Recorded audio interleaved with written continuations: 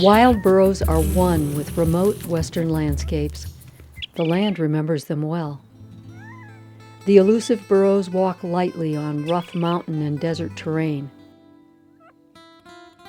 They dig deep water holes that help other wildlife, like mule deer and desert bighorn sheep. They've been known to lead a lost traveler to safety by cool, hidden springs.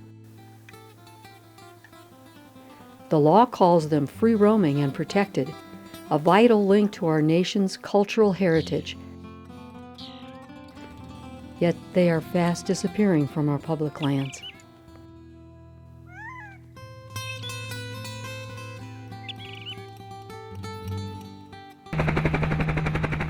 The Bureau of Land Management rounds them up, hurting many and placing their small, fragmented herds in jeopardy.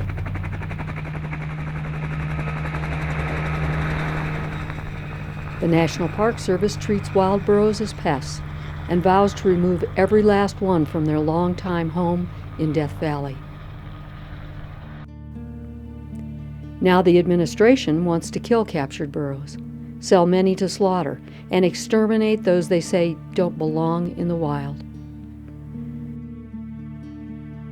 The House of Representatives Appropriations Committee approved this murderous plan.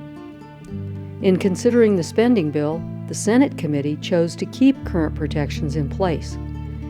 When leaders of the two chambers meet, will it be life or death for these historic animals?